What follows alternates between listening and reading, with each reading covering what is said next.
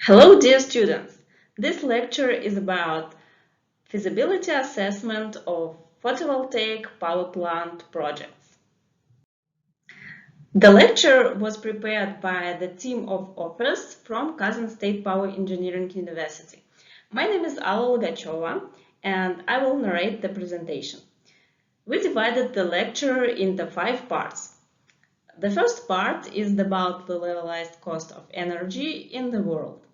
Then we will talk about components of levelized cost of energy. In the third part, we will consider impact of CAPEX and OPEX on its calculation. The fourth part is about other project feasibility analysis indicator, and we will finish with some examples. So, what does the levelized cost of energy mean? In general, the levelized cost of energy is a cost of generating energy for a particular system. It is an economic assessment of the cost of the energy generating system, including all the costs over its lifetime: initial investment, operations and maintenance, cost of fuel, and cost of capital. The LCOE, which is abbreviated levelized cost of energy that we will use, is a measure of the marginal cost, the cost of production 1 extra unit of electricity over an extended period.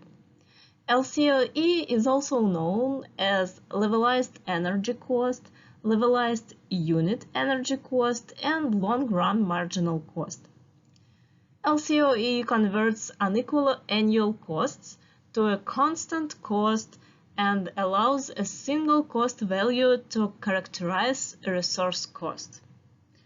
The levelized cost of energy is an attempt to measure the present monetary value of the total cost of a generating facility over its full lifetime against the total electrical energy ever generated by the facility.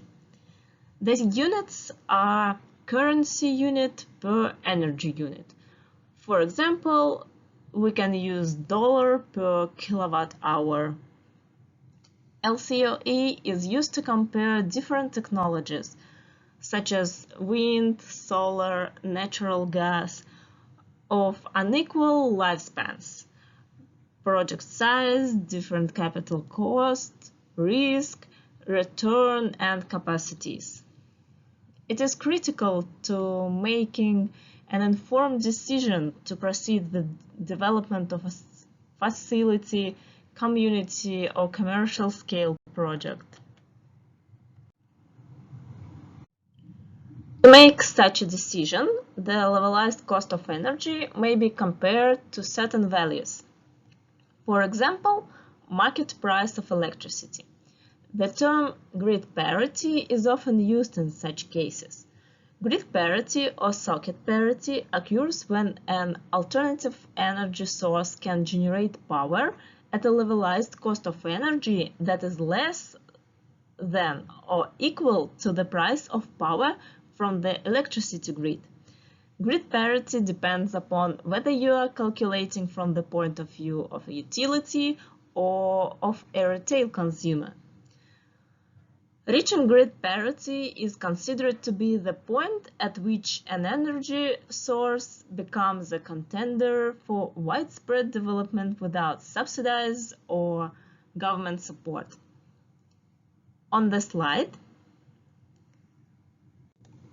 at the left, you can see two curves, black one for LCOE and blue one for the price of electricity available from the grid. The area to the right for their intersection point means the area of grid parity. However, it is necessary to say that such a picture is applicable only if we consider the average grid price. Because, as we know, the price of electricity may vary every hour or even minutes depending on the point of connection to the grid and rules of electricity trading. Also, the price of electricity from the grid is complex from that point of view that it is different for customers and producers of electricity. The company providing the power and the company delivering that power to the customers are often separate entities. They may enter into a power purchase agreement that sets a fixed rate for all of the power delivered by the plant. Or the power plant may sell electricity at marginal market prices, which varies every hour. On the other end of the wire, the local distribution company charges rates that will cover their power purchases from the variety of producers they use. This relationship is not straightforward. For instance, a local distribution company may buy large amounts of baseload power from a hydroelectric power station at a low fixed cost and then buy peaking power only as required from thermal power station at a much higher cost, perhaps 5 to 6 times. Depending on their billing policy, this might be billed to the customer at a flat rate combining the two rates that local distribution company pays, or alternatively based on a time-based pricing policy that tries to more closely match input costs with customer prices. As a result of these policies, the exact definition of grid parity varies not only from location to location, but customer to customer, and even hour to hour. For solar panels placed on the customer's roof, it's easier to reach grid parity as they have to compete with the post-delivery retail price, which is generally much higher than the wholesale price at the same time. In order to encompass all of possibilities of reaching grid parity for solar power plants, Japan's New Energy and Industrial Technology Development Organization defines the grid parity in 3 phases. First phase, grid parity, residential grid-connected photovoltaic systems. Second grid parity, industrial or transport or commercial sectors. And third phase, grid parity, general power generation. These categories are ranked in terms of the price of power they displace. Residential power is more expensive than commercial wholesale.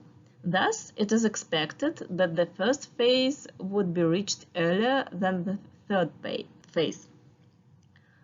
So, on the slide, at the right, you can see 2 sawtooth curves for wholesale price, the lower one, and for retail electricity price, the upper one. The area of grid parity lies above the intersections with black LCOE line. For the retail price, the area is obviously larger in this case when we compare this area and this area. Given the state of the art in the technology of favorable financing terms, clearly photovoltaic systems has already obtained grid parity in specific locations, and as installed costs continue to decline, grid electricity prices continue to escalate, and industry experience increases, photovoltaic will become an increasingly economically advantageous source of electricity over expanding geographical regions. Open Energy Information Resource provides the open energy information, data, and resources. It is a collection of content and data provided by contributors ranging from experts to enthusiasts. OpenEI users can view, edit, add data, and download data for free. There are currently more than 200,000 pages on this resource. Those pages contain a wide variety of topics from renewable energy to policy regulations to analyze data and raw data.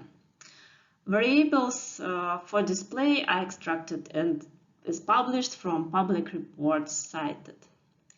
On the website, we can choose the link View Charts, and then we can see the analyzed and calculated data from different reports, such as the report of Department of Energy, United States Environmental Protection Agency, or US Energy Information Administration, Lazard, which is the world's leading financial advisory and asset management firm, National Renewable Energy Laboratory, and other analytic companies and research papers. According to this data, LCOE for solar photovoltaics varies from $0.8 per kilowatt hour to $0.83 per kilowatt hour. CAPEX is between 1,500 per kilowatt and 350 per kilowatt. Operating and maintenance costs, only fixed for solar photovoltaics, are from $7.56 per kilowatt to $110 per kilowatt.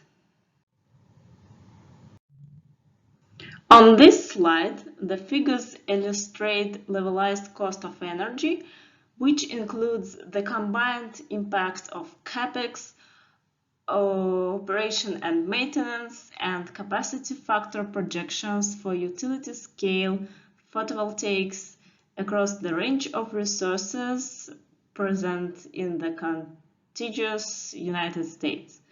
The LCOE sensitivity cases present the range of LCOE based on financial conditions that are held constant over time unless something affects them, and they reflect different levels of technology risk. Here, pictures related to the mid-technology scenario are presented. In general, National Renewable Energy Laboratory presents values for 3 degrees of adoption of technology innovation and distinguishes the constant, mid, and low technology cost scenarios. These projections represent trends that reduce CAPEX and improve performance. Constant technology cost scenario where the base year or near-term estimates of projects under construction equivalent through 2050 maintains current relative technology cost differences. Mid-technology cost scenario is technology advances through different continued industry growth, public and private investments, and market conditions relative to current levels that may be characterized as likely or not surprising.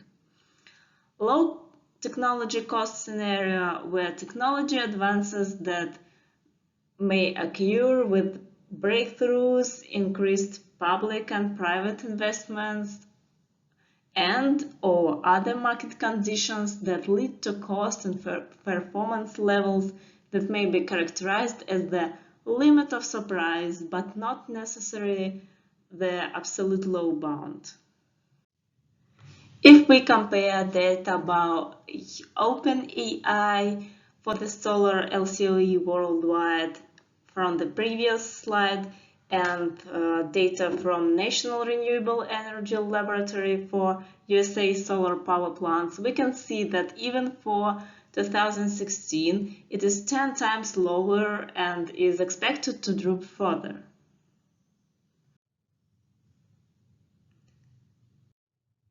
Now we begin the second part of this lecture about components of levelized cost of energy. Traditionally, the simple levelized cost of energy is calculated using the formula which you can see here. Investment, maintenance and operation, and fuel cost at each year discounted at rate R summed over the lifetime of the project, which is n years, and then the sum divided by the amount of produced electricity, also discounted and summed over n years.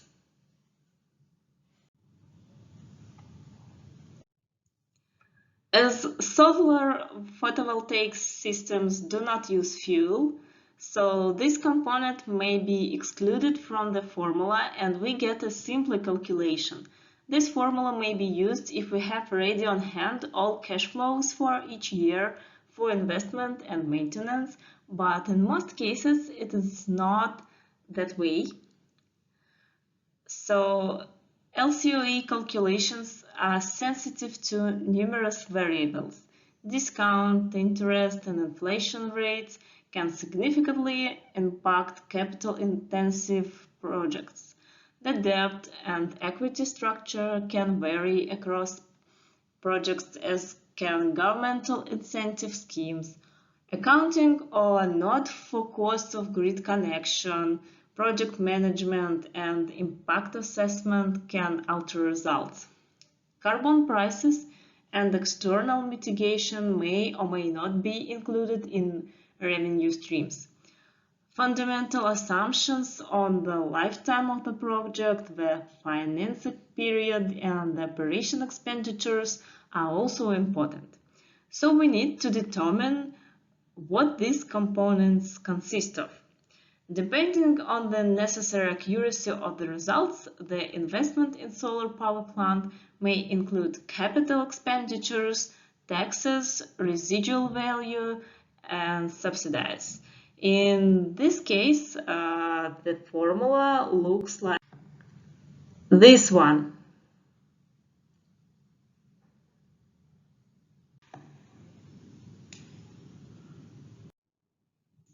It includes the initial investment as capital expenditure, annual operating and maintenance costs, tax levies and tax credit, royalties or land rents, residual value of the project, rated energy output at a year with taking into account degradation rate. All annual values are discounted at rate R.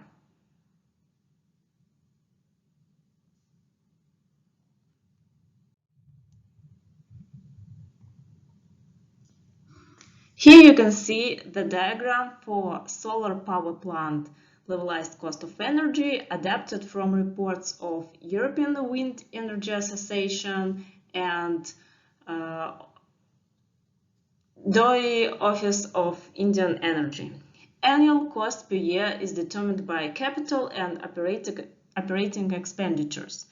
As solar power plants are largely maintenance-free, the levelized cost of energy is dominated almost entirely by the capital cost of the system, so the wholesale prices of photovoltaic modules are the main consideration when tracking grid parity. Another important assumption and input parameter in the discount is the discount rate, R. This input represents an appraisal of the time value of the money used in the investment.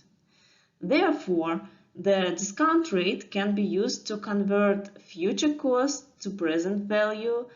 The discount rate is particularly important in the context of renewable energy generating assets due to their inherent capital intensity.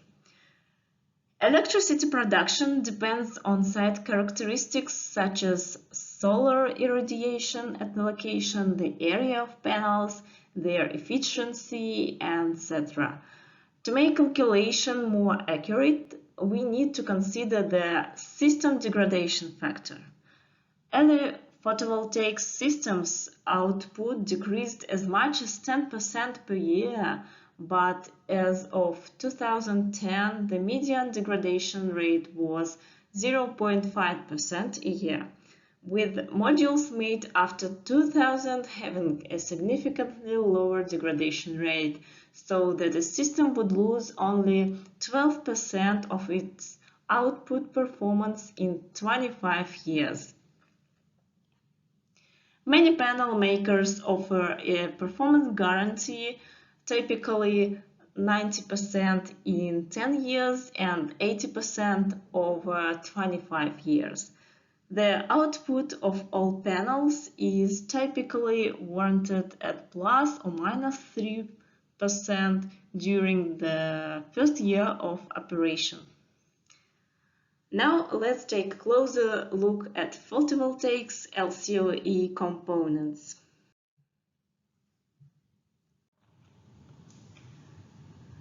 Fixed cost assessment of the project consists of the capital expenditure cost, CAPEX, and fixed operating and maintenance cost, OPEX. For power generation projects with renewable energy, the CAPEX is one of costs that occurs during the construction of the project before its commissioning and is expressed in monetary value per kilowatt or of installed or nominal capacity. Here, CAPEX must be broken down by components with various technical life durations. For some technologies, the capital expenditure cost may be a recurrent expense as reinvestment has to be factored periodically, such as every 5 or 10 years, in order to replace specific components that have a shorter life than the useful life of the project.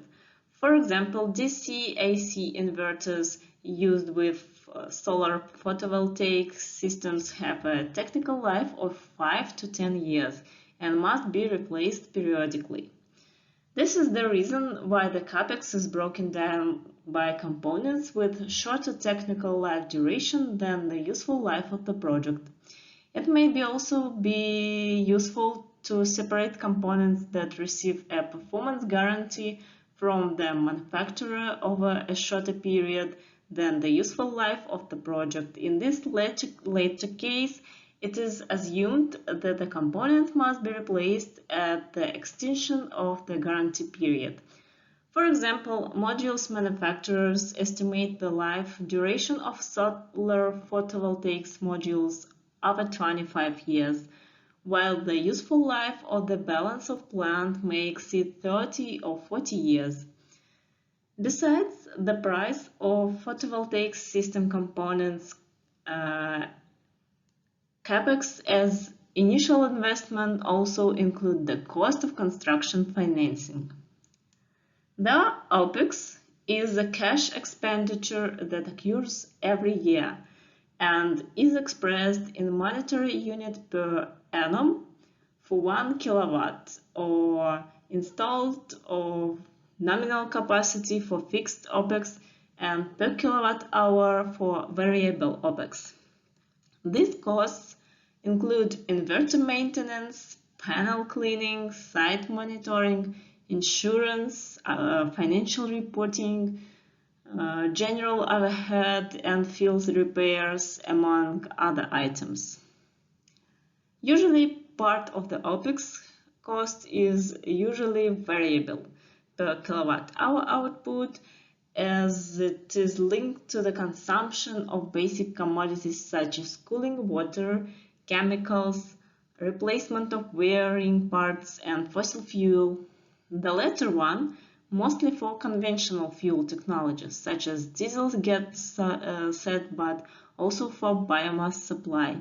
In the case of a fixed operating cost and the generation output lower than expected, the project owner is exposed to the risk of a higher average cost per kilowatt hour that may exceed the revenue from the power purchase agreement that is usually strictly proportional to the kilowatt hour output. In the case of solar power, the OPEX cost is considered to be fixed and it is usually expressed as a certain percentage of capex. The inclusion of taxes, tax credit, and other additional finances may be up to the person who calculates LCOE. For example, National Renewable Energy Laboratory provides LCOE calculation for two cases.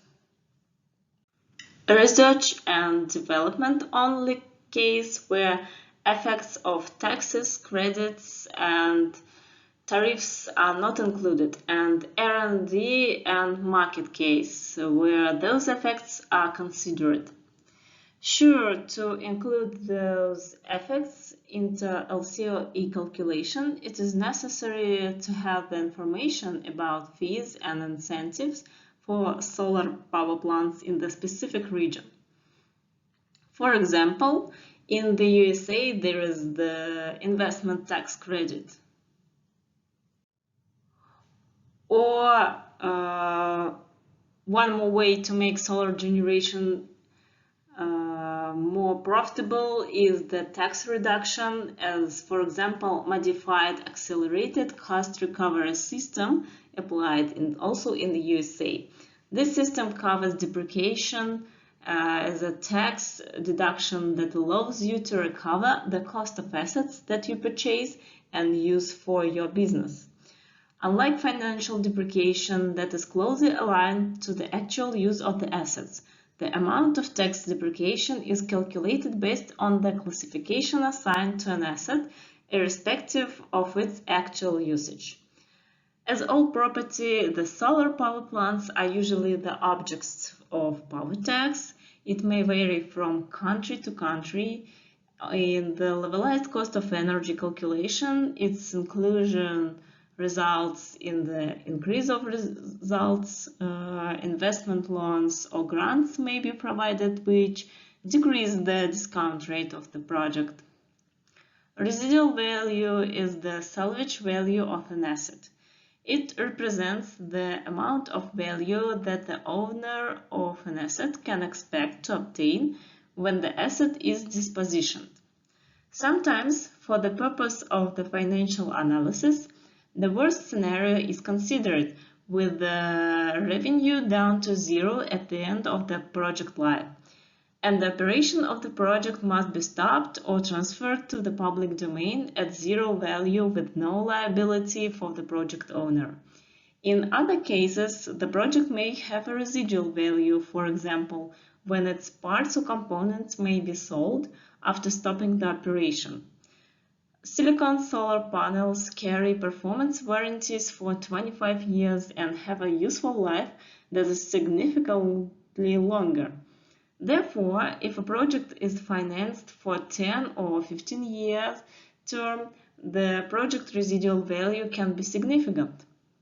The key issue with the residual value concept is how to estimate the amount that will be obtained from an asset as of a future date. One way to estimate it is to express residual value as a certain percentage of the capex. For solar power plants, it may account for 1.5 to 2.5% of capex. Now about discount rate. Weighted average cost of capital, WACC, is often used as the discount rate for levelized cost of energy calculation. It is the weighted average cost of finance, where the weighting is based on the share of funds provided from different sources. Using this method, an equity provider supplying half the funds to a project with an expectation of releasing 15% and a lender providing the other half as a debt at 5% interest leads to a calculated WACC of 10%. And this calculation works fine when you get your capital back at the end of the period. But in most power generation sectors, the value of the asset reduces to effectively zero over its lifetime. So the finance payments have to recover the payment on the capital as well as the interest. This means that your true WACC is higher than the simple calculation above. Lenders providing funds for much less than the full life of the power plant, say for 15 years rather than 25 years, further complicate the situation and increase the true WACC. To reduce weighted average cost of capital and levelized cost of energy as well, you need to borrow cheaply and for as long as possible, or plan to refinance with cheap debt when the original debt is paid off. Most analytical agencies used 7% as a discount rate value to calculate photovoltaic levelized cost of energy. So this number also can be used in your case solving process. The revenue from generated electricity offsets the project costs. For levelized cost of energy, electricity production is calculated on an annual basis and starts at the commercial commissioning of the project. Rated energy output at average is calculated from a capacity factor that expresses the fraction of annual hours where energy is generated at the full available capacity of the plant. The production factor is specific to each project. For example, a solar project may have a production factor that may vary between 0.15 and 0.2 depending on the weather during the year. Assuming a production factor of 0.2, the rated energy output in a year equals the available capacity expressed in kilowatt. Let's say it is 1000 kilowatt. In a year we have 8,760 hours, and when we multiply all of that by 0.2, we get the quantity of energy generated in kilowatt hours per year. And as we mentioned before, for accurate results, it's important to consider degradation of the system. The value of 0.5% may be used for modern photovoltaic systems. If we want to find the amount of electricity generated in the 5th year of system operation, we need to subtract degradation rate from 1, then raise it to the power of 5. Then multiply the obtained result by rated energy output. Let's have a brief look at the online resources to calculate levelized cost of energy. Later in the practical part of the lecture, we'll consider them in detail. And one of them is the levelized cost of energy calculator from the National Renewable Energy Laboratory.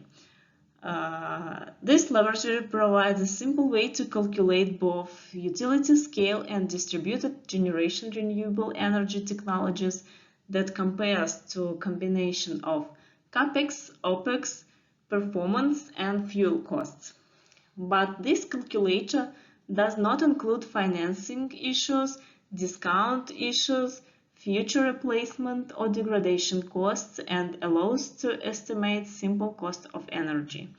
To get the results, you may use the slider control or enter values directly to adjust the values. The calculator will return the levelized cost of energy expressed in cents per kilowatt hour.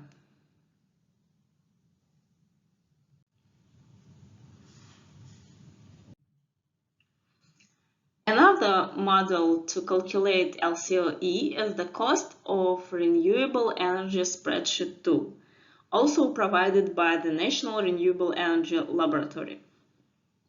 This tool contains economic cash flow models designed to assess project economics, design cost-based incentives, and evaluate the impact of state and federal support structures on renewable energy.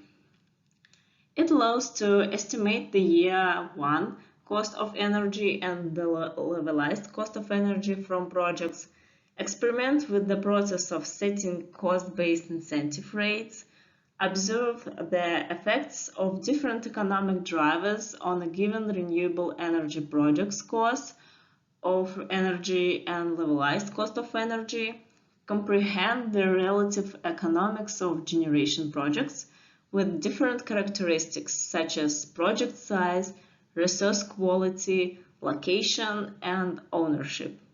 The cost of renewable energy spreadsheet tool, abbreviated to CREST, models are available in Microsoft Excel format for different technologies, including solar. And now we can go to the third part of our presentation and consider the impact of CAPEX and OPEX on the LCOE calculations for photovoltaic systems. In implementing a photovoltaic array, there are two essential components. They are the electronics to convert the DC produced by the array to the AC needed by the grid, the supporting structures and land to mount the photovoltaic materials on, and photovoltaic material itself. The scientific issues for the levelized cost of energy are tied to cost per watt to make a photovoltaic cell and efficiency, because low efficiency requires more land and supporting structure, increasing the cost and lifetime of the facility. And rightly so, current scientific interest lies in addressing more or less these three critical factors, but not explicitly. Let's take a look at these factors and how they are or should be driving recent photovoltaic research.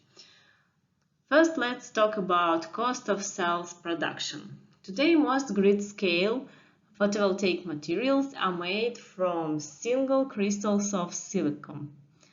Those crystals are not perfect. Thus, defects of various sorts play an essential role in degrading the efficiency of a photovoltaic cell. But the huge single crystals needed for high-efficiency silicon photovoltaic cells are extremely demanding to produce.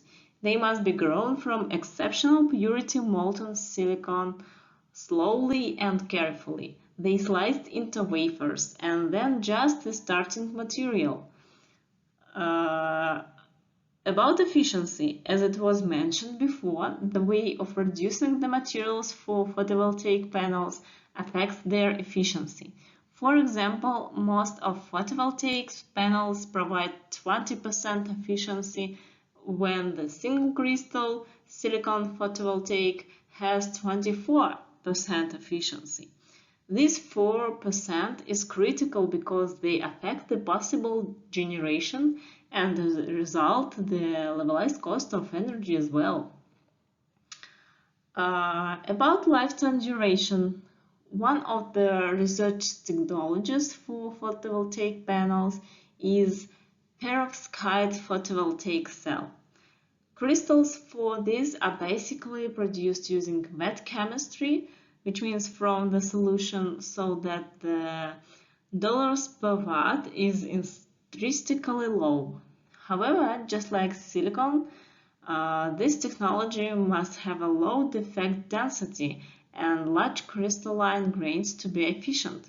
So we might think that they are the ideal choice for the new solar power plant.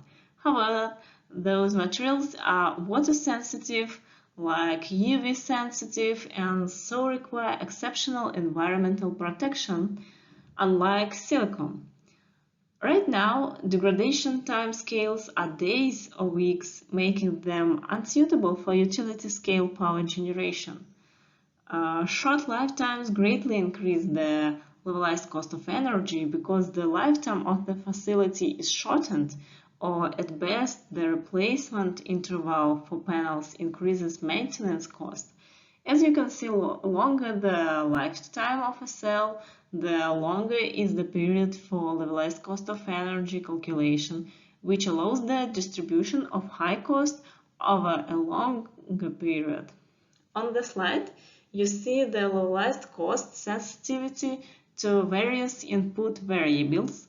The system availability is the most effective variable on the levelized cost of energy.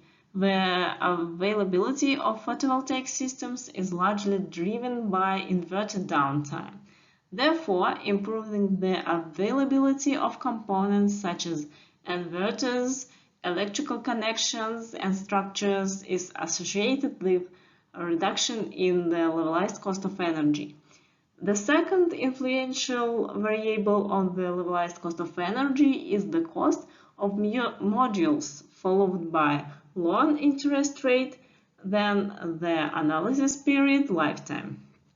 Balance of system, inflation rate, debt fraction, loan term, and insurance cost are of significant effect on the levelized cost of energy value. Also, the type of solar tracking may affect the levelized cost of energy value. Here, three options are considered: the fixed system, one-axis trackers, and two-axis trackers. Although the use of tracking systems adds to the cost of the photovoltaic power plants, however, the use of tracking systems results in increasing the solar energy capture capability of the photovoltaic modules. As a result, the electrical energy production increases in comparison with fixed photovoltaic systems. The economic consequence is a reduction in the levelized cost of energy. Therefore, the costs required for providing solar tracking are recovered by the economic gains. As on this slide, the two-axis trackers provide more energy capture and LCOE reduction in comparison with the one-axis trackers. In comparison with the fixed photovoltaic system, the use of one-axis tracker increases the annual energy production by 23.3% and decreases the LCOE by almost 19%, while these values are respectively 27% and almost 22% for systems with two-axis trackers. Still, CapEx is the major component of the levelized cost of energy. It also defines the OpEx, as we consider OpEx to be a fraction of CapEx. So let's take a closer look at what capital expenditures for solar power plants may consist of. The capital costs themselves fall into one of two broad categories: the module and the balance of the system. The module is the interconnected array of photovoltaic cells and incorporates feedstock silicon prices, cell processing, and module assembly costs. The balance of system includes structural system costs, which is structural installation, racks, site preparation, and other attachments, and electrical system costs. For example, the inverter, wiring, and transformer and electrical installation costs. Breakdowns of the capital costs for a ground-mounted system, as suggested by the Rocky Mountain Institute, are 40% module and 60% balance of system. By the way, Rocky Mountain Institute is an independent, non-partisan, non-profit organization of experts across disciplines working to accelerate the clean energy transition and improve lives. So we can see that CapEx depends on what kind of system components you choose. and what scheme of connection to the grid is applied. So let's refresh some possible schemes in our minds. Most solar parks are ground-mounted photovoltaic systems, also known as free-field solar power plants. They can either be fixed-tilt or use a single-axis or dual-axis solar tracker. While tracking improves the overall performance, it also increases the system's installation and maintenance cost, as we mentioned. A solar inverter converts the array's power output from direct current to alternative current, and connection to the utility grid is made through a high voltage three-phase step-up transformer of typically 10 kilovolt and above. So, the solar arrays are the subsystems which convert incoming light into electrical energy.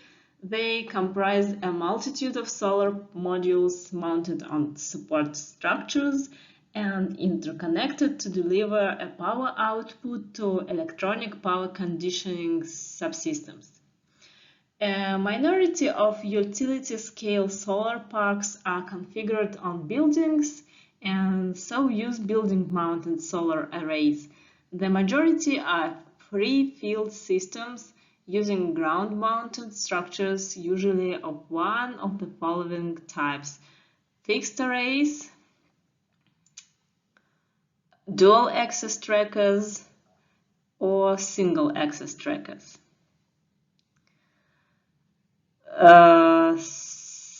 Second part or component of solar power plant can be considered as storage. Solar energy is not always produced at the time energy is needed most. Peak power usage often occurs on summer afternoons and evenings when solar energy generation is falling. Storage helps solar contribute to the electricity supply even when the sun isn't shining. It can also help smooth out variations in how solar energy flows on the grid. These variations are attributable to changes in the amount of sunlight that shines onto photovoltaic panels. The storage technologies most frequently coupled with photovoltaic solar power plants are electrochemical storage. And nowadays, the preference is given to lithium-ion batteries. Storage facilities differ in both energy capacity, which is the total amount of energy that can be stored, usually in kilowatt hours or megawatt hours, and power capacity, which is the amount of energy that can be released at a given time, usually in kilowatts or megawatts. Different energy and power capacities of storage can be used to manage different tasks. Short-term storage that lasts just a few minutes will ensure a solar power plant operates smoothly during output fluctuations due to passing clouds, while longer-term storage can help provide supply our days or weeks when solar energy production is low or during a major weather event, for example. So when choosing the energy and power capacity of the storage, it's necessary to forecast the volumes of energy and power needed for your task.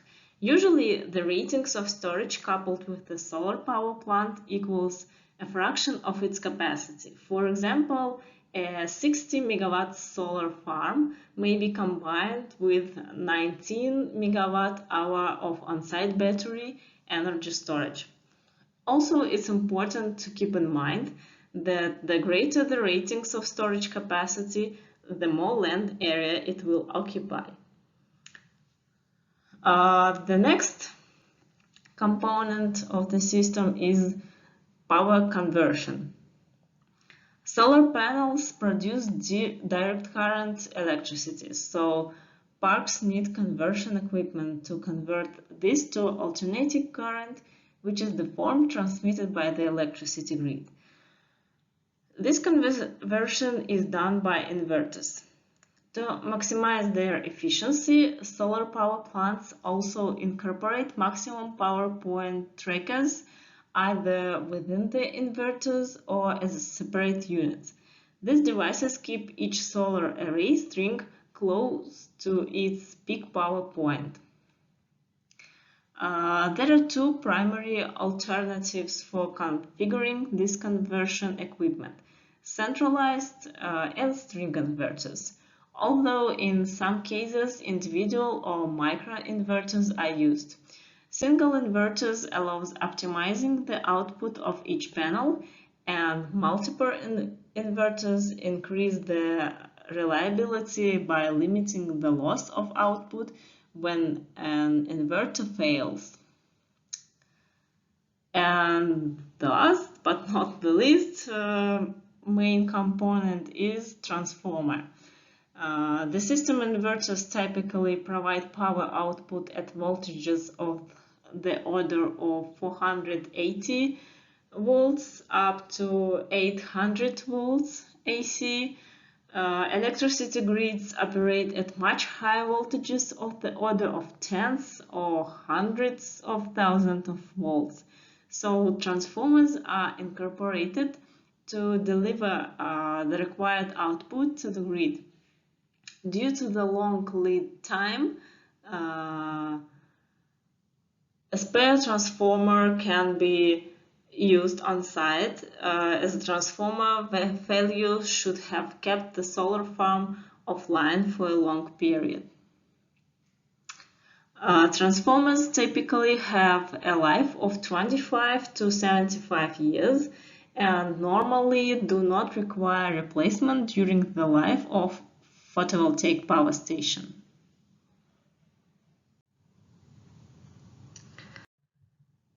Thus, to calculate the project CAPEX, you may sum the costs for each component. Here is the sheet you can use as a checklist when calculation CAPEX for a solar power plant by components is carried out.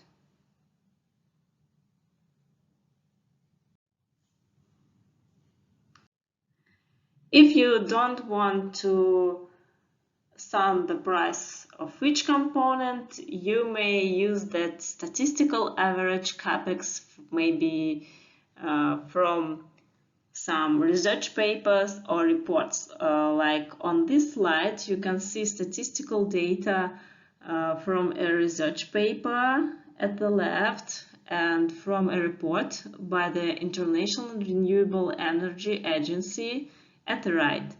You can see that the numbers are slightly different. According to different publications, the average CAPEX in 2019 was about $800 to $995 per kilowatt. International Renewable Energy Agency doesn't provide data for 2020, but knowing the overall tendency of photovoltaic power station CAPEX to decrease with each year, we can believe that $610 per kilowatt is a possible value. On this slide, you can see a detailed breakdown of utility-scale solar photovoltaic system total installed costs by country in 2019, reported by the International Renewable Energy Agency.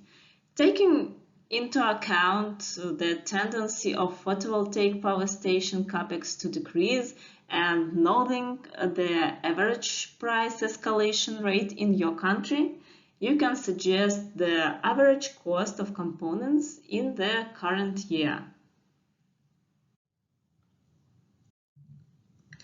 And now let's talk about project feasibility analysis. Besides levelized cost of energy, we can use other project feasibility indicators. So let's have a look at some of them which are used when it's necessary to decide whether to accept or reject the project. For example, the net present value abbreviated as NPV, of a project is one way of examining costs, cash flow outflows, and revenues, cash inflows together. The formula for NPV can be expressed as shown on the slide, where NPV is net present value, FT net cash flow in year T, N analysis period, and R annual discount rate. From this equation we can extract the present value interest factor in year T. It is a value that converts future cash flow in a year T into their present value. To calculate NPV, we estimate the future cash flows of the project and discount them into present value amounts using a discount rate that represents the project's cost of capital and its risks. Next, all of the investment's future positive cash flows are reduced into one present value number.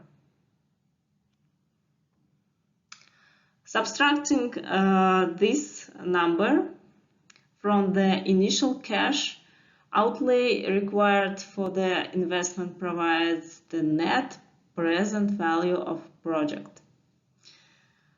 The positive NPV shows that the investment is economical.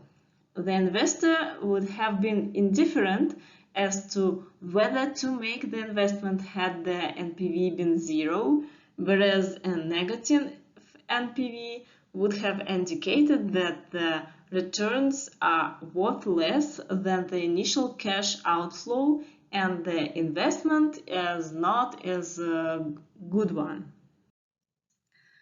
Next financial indicator to assess the project feasibility is the internal rate of return, IRR. It calculates the interest rate that makes equal to zero the net present value of cash flows, both negative costs and positive revenue, over the period of revenue certainty.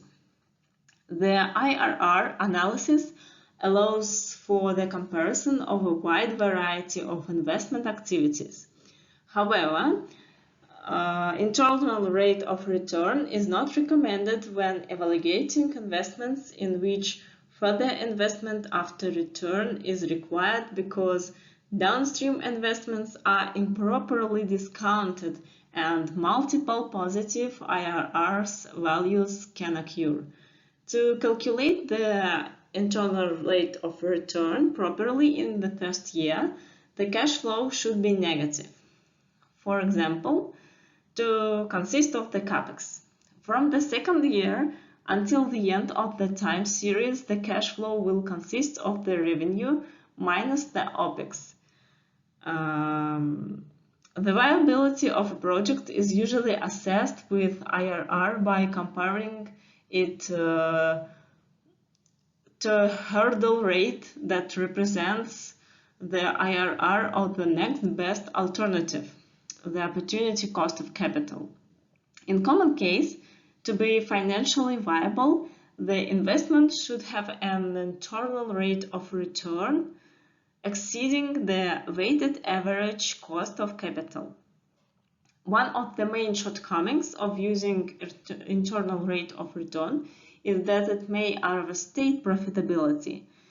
An implicit assumption contained in an IRR calculation is that all interim proceeds from the investment are reinvested at a rate equal to the IRR.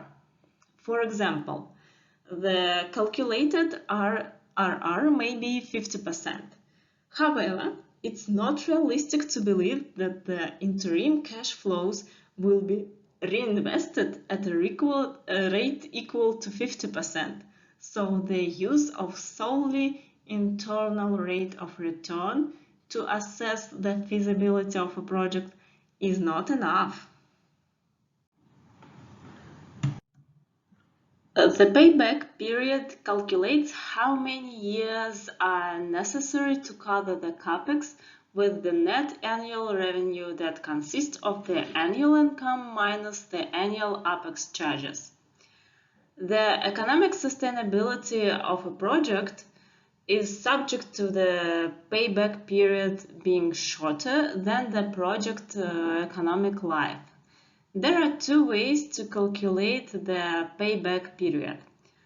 For example, you can determine the simple payback period. It's a quick way to compare alternative projects. Simple payback is the number of years necessary to recover the project cost of an investment under consideration. Then you can choose to calculate the discounted payback period. It is the number of years necessary to recover the project cost of an investment while accounting for the time value of money. Payback period is commonly used and recommended when risk is an issue because it allows for a quick assessment of the duration during which an investor's capital is at risk. The longer the payback period of a project, the higher the risk. Between mutually exclusive projects having similar return, the decision should be to invest in the project having the shortest payback period. Payback period is not recommended when evaluating alternatives involving financing and tax features because their inclusion complicates the analysis and there is a loss of advantages of simplicity. Also, the payback period ignores the cash inflows from project after the payback period. An attractive project having lower initial inflows but higher terminal cash flows might be rejected. Now, once we have learned basic financial indicators, let's see how they can be used for project feasibility assessment. We'll start with the levelized cost of energy calculation. As was mentioned in the second chapter of this lecture, we can use an online resource for this task provided by the National Renewable Energy Laboratory. Our task here is to fill in the space boxes according to our project characteristics. Let's assume that we assess a small industrial photovoltaic power plant with a lifetime of 5 years.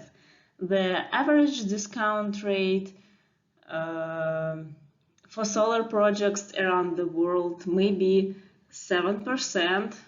Then we fill in capital costs, capacity factor, operating costs, the heat rate, and the fuel cost should be set to 0 as we don't burn fuel at solar power plants. In the end, you need to put in current electricity price and its escalation rate.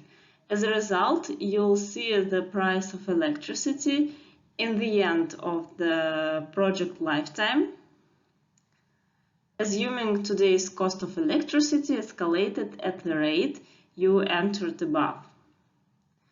And the last box is the levelized cost of energy for your technology. This is a simple calculation example. No taxes or incentives were included. If you want more accurate results, you can use another model provided by the National Renewable Energy Laboratory as well.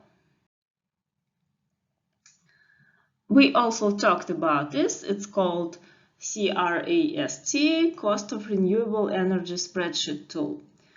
Once you've downloaded the CRST model for solar in Microsoft Excel, format and opened it, you'll see that it consists of several sheets. The main sheets you need to use are inputs and summary results. Here you'll enter your data and obtain results. Of course, before using this tool, I recommend reading the first sheet called Introduction. Here the peculiarities of the model are described. In this model, you can modify the detailization of CAPEX. For example, the simple CAPEX model can be used where you need to enter only the total installed cost as one number.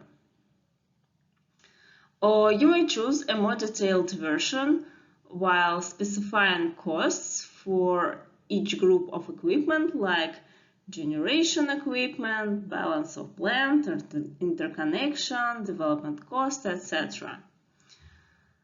The most detailed is the complex CAPEX model. When you choose this option, the cost for each component can be specified on the separate sheet.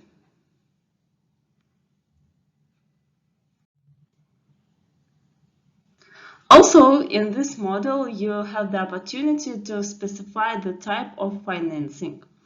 In some blocks, you need to modify the year's number, like here, for debt term. It should be less or equal to the lifetime of the project. Otherwise, the program will not work. Once all numbers are entered, you will get the results on the separate sheet. Also, on the sheet summary results, the input summary will be shown. This tool allows to calculate the levelized cost of energy more accurately as it takes into account financing schemes, taxes, and various incentive measures. Next financial indicator we will consider is the net present value. Assume an investment of $10,000 made at the beginning of the year, no residual value, and operating and maintenance costs of $1,000 in the year 0, inflating at an assumed inflation rate of 5% per year thereafter. Furthermore, assume that investment is not replaced, a 5-year double declining depreciation schedule is applied, a marginal income tax rate of 20%, and a nominal discount rate of 10%. The investments produce 1,000 units of energy in the first year of operation, 900 in the second year, and so on, as you can see from this table. The energy could be sold for $20 a unit in year 0, inflating at 3% per year thereafter. From our initial data, we can compound the table as it's shown on the slide. Here, operating and maintenance costs are calculated taking into consideration their respective inflation rates. To get the amount of net taxable income, we need first to calculate depreciation and revenues.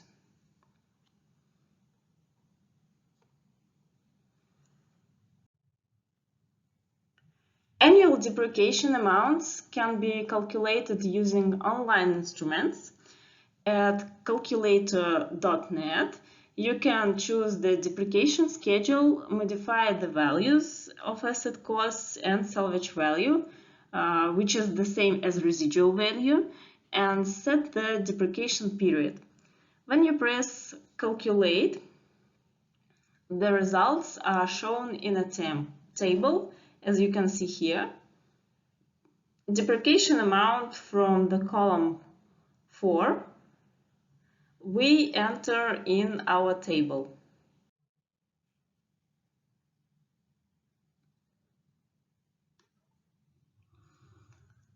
Depreciation is highlighted. See? After the calculation of annual revenue, net taxable income, and income tax, we can calculate after-tax cash flows and replace them in the last column.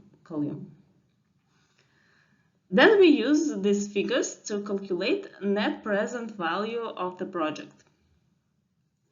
The positive NPV shows that the investment is economical. The investor would be indifferent as to whether to make an investment had the NPV been 0. You remember that. And if it's negative, then it's not a good one.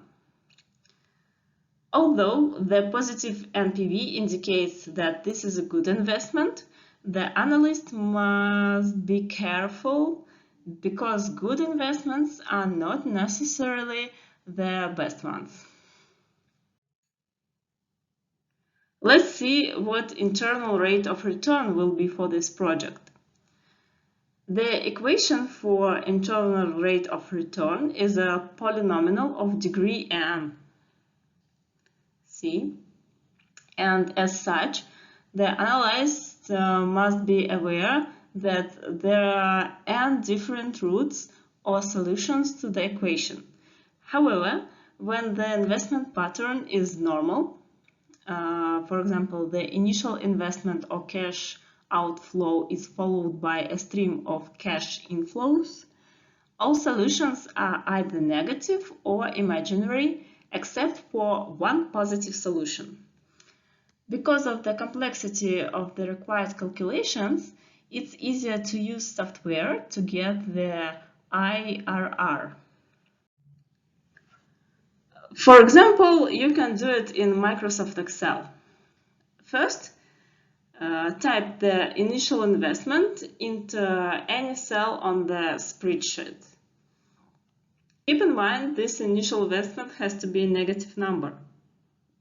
Using our original example, type minus 10,000 into the cell B1 of the spreadsheet. Then type the subsequent cash flows values for each period into the cells directly under the initial investment amount. In our case, that will be cash inflows from our last columns from the table. Then you can calculate the internal rate of return. Type in the function IRR and the range from your first cell to the last one. Here, enter the cell directly under all the values. Here, N corresponds to the latest cell with cash flow. In our example, it's 7. And 50 or 12 or whatever number you want is your guess for IRR value. When you hit the Enter key, the IRR value should be displayed in that cell. Following our example, the internal rate of return is 154%.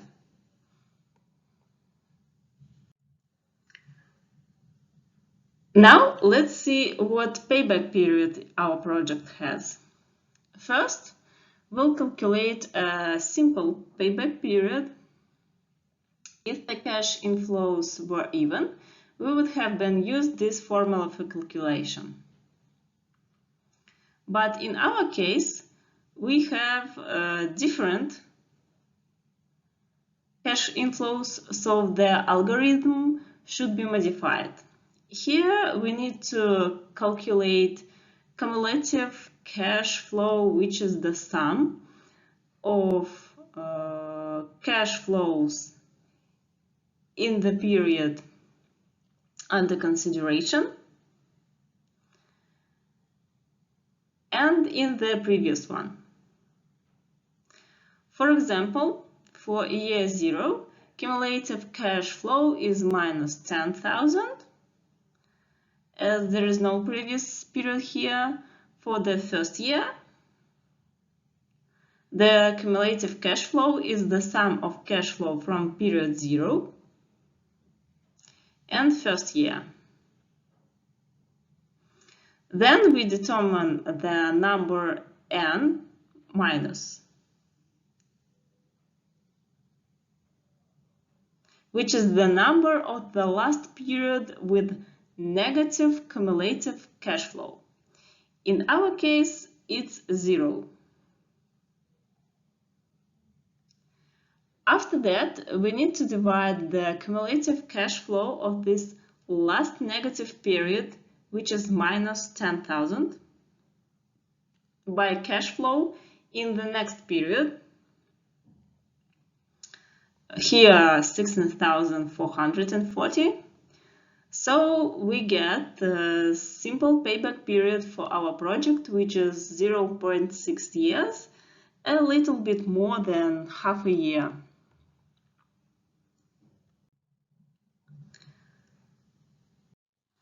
Now let's consider the discounted payback period. We can just divide initial investment by constant cash flow because it's not constant in our case. So here we first determine the discounted cash flow for each period. Second, calculate the cumulative cash flows and then use our modified formula to get the payback period. N, which is the life project in years, is 5. The discount rate we consider being equal to 7%. Here you should remember that we don't discount initial investment, only following cash flows.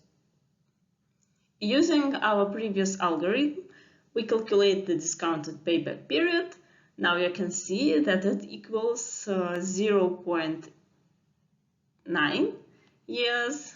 Discounted payback period is more accurate as it accounts for the time value of money.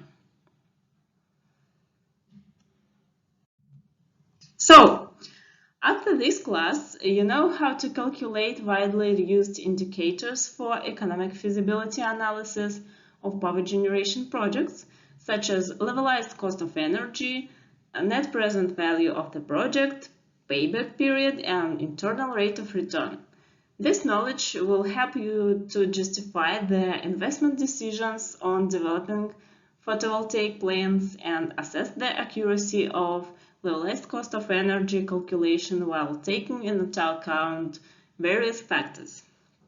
And after practicing and deciding on the required accuracy of calculations, you can tell what initial data and time limit you need for economic assessment of the project.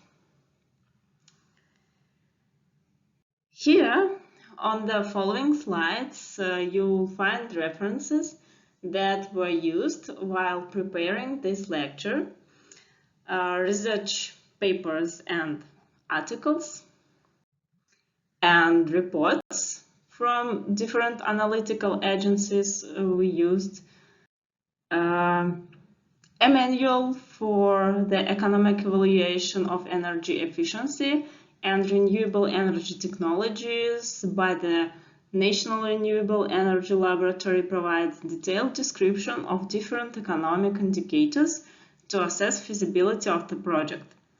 And these online and offline tools may be used to calculate some of them. Thank you for your attention.